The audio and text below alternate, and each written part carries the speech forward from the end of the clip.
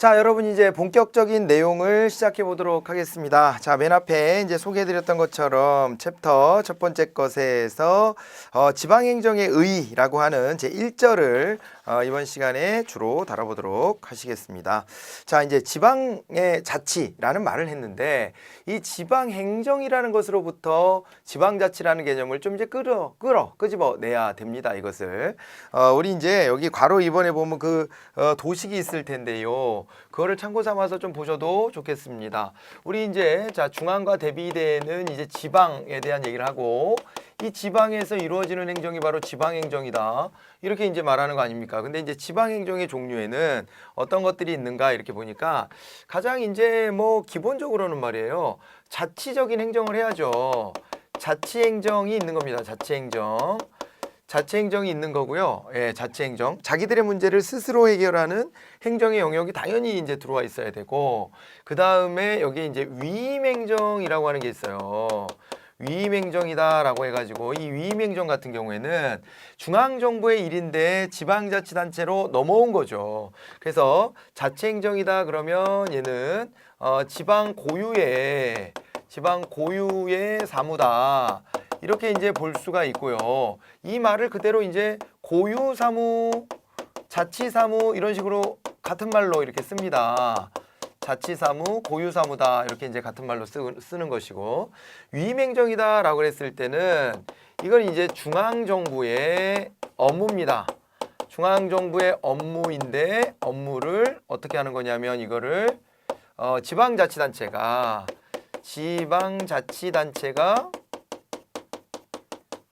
수행하는 겁니다. 이렇게 되는 것을 우리가 이제 위임행정이다라고 얘기를 해요. 원래 중앙정부가 했었어야 될 일입니다. 과거에는. 근데 그것을 이제 생활 속으로 깊게 파고 들어가는 정부가 바로 지방정부 아닙니까? 그래서 지방정부가 더 작은 단위로서 이제 결국에는 중앙 업무를 대신 이행해 주는 거죠. 이거를 이제 위임행정이라고 얘기를 합니다. 그리고 우리나라 같으면 이게 두 가지로 나뉘어져요. 두 가지로 나뉘어지는데 위임사무라고 하거든요. 이게 위임사무, 위임행정이 이루어진다라고 하는 거는 결국에는 여기가 이제 위임사무가 있다는 얘기인데, 이 위임사무가 크게 보면 두 가지다. 하나는 단체 위임사무가 있고요. 단체 위임사무가 있고, 그 다음에 또 한 가지는 이게 이제 기관 위임사무라고 하는 게 있어요. 기관 위임사무. 단체 위임사무다 그랬을 때 여기서 말하는 이제 단체는 어디냐? 여기서 말하는 단체는 지자체를 그냥 지칭하는 거예요. 이거는 지자체, 지방자치단체를 지칭하는 것이다. 그래서 지자체가 이제 위임받아서 하는 사무다 이런 것인데, 여기에 이제 성격은 어떤 거냐면 단체 위임사무는요. 이거는 이제 중앙정부의 사무이기도 한데 플러스 지방의 사무로서의 특징도 갖는 겁니다. 그러니까 양쪽 다 사실은 주체가 돼야 될, 중앙에서도 신경 써야 될 업무고 지방자치단체도 신경 써야 될 업무에 해당이 될 때 우리가 이제 단체 위임사무다라고 말을 하는 거예요. 자, 그렇다면 비교 대상이 있어야 되겠죠? 기관 위임사무 예를 좀 보는데, 여기서 말하는 기관이다라고 했을 때는 지방자치단체의 장입니다. 지자체의 장을 의미하는 거예요. 지자체 장을 의미하고, 요 업무 같으면 기관 이임사무는 이거는 오로지 중앙에서 처리했었어야 될 사무인데, 이거를 다 있잖아요. 중앙에서 집행하고 돌아다닐 수가 없으니까 이것에 대해서 법적으로 이제 지방자치단체 장이 대신 이것을 이행하도록 강제하는 것이에요. 자, 이렇게 됩니다. 그러니까 결국에는 여기에 이제 지방 고유의 사무로서 고유사무, 자치사무라는 것도 있고, 그 다음에는 단체 위임사무라는 것도 있고, 그 다음에는 기관 위임사무라는 것도 있는 거죠. 나중에 뒤에 가서 이게 우리 이제 지방자치단체의 사무의 종류가 크게 이렇게 세 가지로 나누어진다 이렇게 볼 수가 있습니다. 오로지 지방의 사무에만 해당되는 고유사무와, 그 다음에 중앙과 지방이 같이 해결해야 될 사무에 해당되는 단체 위임사무와, 그 다음에 오로지 또 중앙의 사무인데 지방에서 이거를 집행해 주기만 하는 이런 기관 위임사무로 나눠진다는 거죠. 이것이 바로 지방자치단체의 사무다. 지방자치단체의 사무, 지방자치단체의 사무를 구분해 보는 것이다. 이렇게 보시면 됩니다. 이 세 가지로 이제 구분이 될 수 있다라고 하는 거예요. 자, 그런데 이렇게 지방자치단체가 끼어들어서 행하는 것들 있잖아요. 이런 것들 이외에 또 하나가 있어요. 그게 바로 뭐냐면 관치행정이라고 하는 겁니다. 관치행정이라고 하는 건데 요거도 이제 중앙정부의 업무와 관련된 거죠. 중앙정부의 업무입니다. 얘도 중앙정부 업무인데 이것은 어떻게 해결하냐면 중앙정부 업무를 중앙정부가 스스로 해결하는 겁니다. 중앙정부가 직접 스스로 집행한다. 이렇게 보시면 되고 이 집행을 하는 데가 어디가 되냐면은 바로 이게 일선기관이라고 하는 거예요. 일선기관. 일선기관이요. 일선기관이고 이 일선기관을 다른 말로는 특별지방행정기관이라고도 부릅니다. 특별지방행정기관 이렇게 보시면 됩니다. 특별지방행정기관으로서의 일선기관이 있는 거예요. 자꾸 내가 판설하면서 오타를 쓰죠? 예, 머리랑 이게 손이 따로 노네요. 자, 일선기관, 특별지방행정기관이다 라고 얘기를 하는 겁니다. 자, 이렇게 해서 여기에 해당되는 게 이제 일선기관이다 그랬을 때에는 사례를 들어보면은 뭐 이제 경찰서 이런 데 있겠죠? 경찰서, 세무서, 뭐 또 병무청 뭐 이런 데들이 있어요. 병무청 이런 데들이 대표적인 이제 요 일선기관이 되는데 이런 일선기관에서 중앙정부가 해야 될 일을 직접 이행한다, 수행한다 이렇게 봐두시는 게 관치행정입니다. 그래갖고 지방행정이다 그랬을 때 자 아주 좁은 의미로 보면은 자치행정만을 우리가 이제 이야기할 수도 있겠지만 조금 이제 넓혀보면 위임행정까지도 이렇게 포함하게 되는 거예요. 위임행정까지도 포함하게 되고 조금 더 넓혀보면 여기에 이제 관치행정이라고 하는 것까지도 포함하게 되는 거예요. 그래갖고 여기서 보면 이게 협의다, 최협이다, 광이다 이렇게 나왔을 텐데 여기가 뭐라고요? 여기가 자치행정만을 지방행정이라고 보는 게 이게 가장 좁게 본 거죠. 최협의 이렇게 되는 거고요. 의미가. 그 다음에 위임행정이다 그랬을 때까지를 포함하는 거. 자치행정과 위임행정을 포함해서 이거를 지방행정이라고 본다 그러면 협의의 좁은 의미의 지방행정이 되는 것이고 그 다음에 관치행정까지를 포함하는 자치행정은 물론 위임행정은 물론 또 관치행정까지를 다 포함한다 이렇게 되면 요거는 이제 광의의 지방행정의 개념이 되는 겁니다. 최협의, 협의, 광의 이렇게 나눠서 보실 수가 있다는 거죠. 그 속에서 우리가 이제 지방자치라는 말을 이렇게 끌어내는 겁니다. 여기가 아까 자치사무라 그랬잖아요. 그러니까 이게 바로 요 영역 최협의 자치행정 이게 이제 결국에는 이제 그 지방자치의 영역에 해당되는 거죠. 이제 지방자치의 영역은 지방자치와 관련된 것은 요 부분이라고 하는 거예요. 자치행정, 지방 고유의 사무 이 부분을 말하는 것이다. 인 거죠.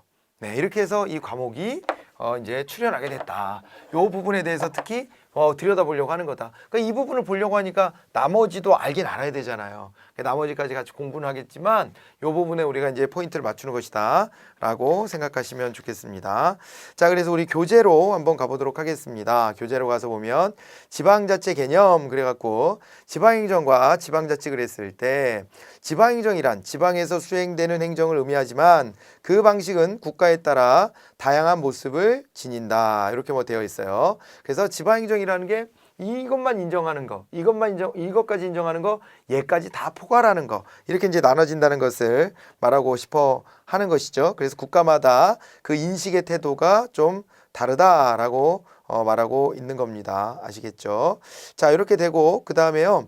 지방자치라는 개념이 이제 동그라미 2번에 나옵니다. 그 지방자치란 지역 주민이 스스로 대표자를 선출하여 자신들의 일상생활에 관련된 사무를 국가에 의하지 않고 자기들의 의사와 책임으로 처리하는 방식이다 이렇게 되어 있습니다. 국가에 의하지 않고라는 개념이 들어와 있죠. 자기들 스스로가 통치하는 겁니다. 그런데 우리가 기본적으로는 직접민정치적인 제도들도 가지고 있지만 간접민정치 대의제라고 하는 것이 지방자치에서도 고스란히 담겨져 들어와요.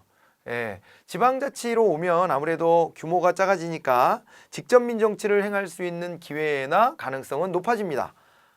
하지만은 문제가 있어요. 우리가 예전에 왜 직접 민정치를 못하고 간접 민정치를 하느냐 그랬을 때 그 이후로 일단 영토가 크고 인간이 많아가지고 한꺼번에 모일 수가 없다. 그러니까는 이게 이게 직접 민정치를 하기가 힘들다 그랬어요. 그런데 그 사유는 많이 극복이 됐답니다. 극복이 된 것이 지금은 이제 전자민주주의의 기술이 발달했기 때문에 영토가 크고 인구가 많다라고 하는 부분에 대해서는 충분히 기술적으로는 커버가 가능하다 이 말이죠. 커버가 가능해졌어요. 그런데 문제는 뭐냐면은 우리가 직접 민정치를 못하고 간접 민정치를 하게 되는 이유 중에 또 다른 한 가지가 있는데 그게 바로 짜자잔 생각나셨어요? 그게 바로 전문성의 결여라고 하는 거예요. 전문성의 결여. 중우 정치의 등장 이런 것들이 있는 겁니다. 다수 대중이 그냥 자기들이 원하는 것들을 다 결정해서 끌고 가게 되면 그러면 무리중자 어리석으로자 쓰는 거거든요. 그 중우 정치의 폐단이 나타날 가능성이 왜 많은 겁니다.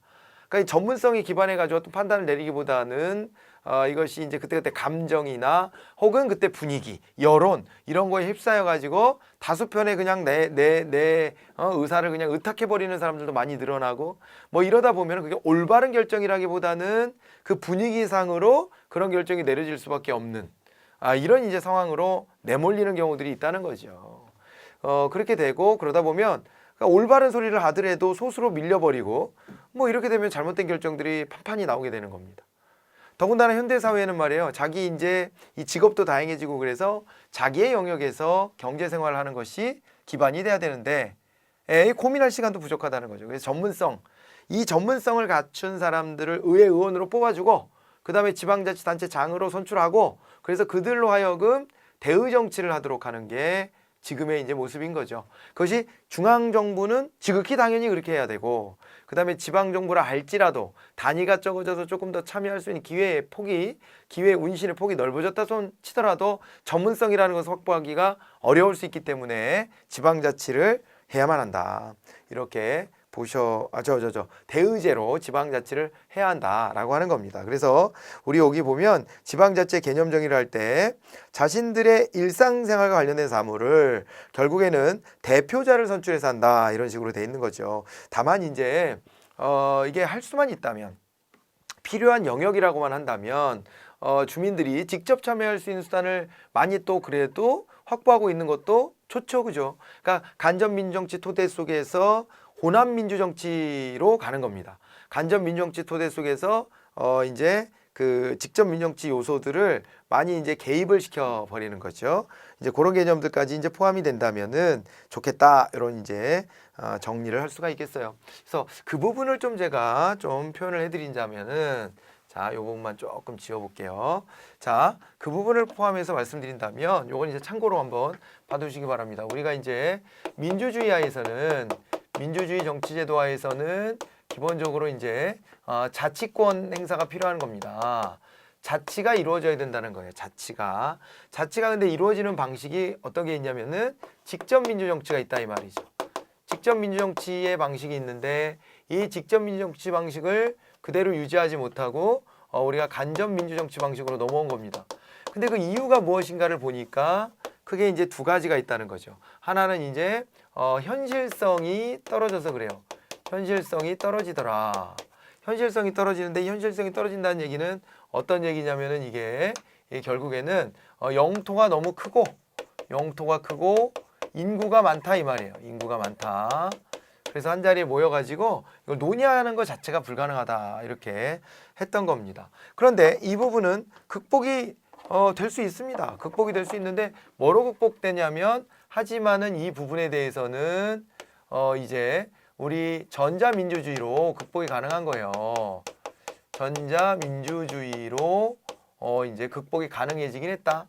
이런 겁니다. 전자민주주의로 극복이 가능하다. 근데 이렇게 되면 직접 민정치로 하는 게 자치권을 제대로 실현하는 하나의 방법이 되니까 그런 걸 우리가 고려해 볼 만하거든요. 고려해 볼 만한데 다만 이제 마음에 걸리는 게 하나가 더 있다 그랬죠. 그게 바로 뭐냐면 여기 이제 전문성이 떨어진다라고 하는 부분이에요. 이거는 기술적으로 전자민주주의를 한다 그래 갖고 해결될 문제는 아니에요. 그래서 전문성이 떨어지는 부분이 있는데 이 부분에 대해서 이제 우리가 어떻게 바라봐야 될 것이냐의 문제가 있는 거죠. 이 부분도 뭐 논의들이 있긴 합니다. 논의들이 있는 게 참여민주주의 같은 걸 해가지고 시민사회단체들의 의견을 많이 받고 협치를 해나가는 거죠. 그런 방법이 있을 수 있습니다. 참여민주정치, 참여민주주의라는 게 있어서 이거를 통해서 이제 협치를 해나갈 수 있어요.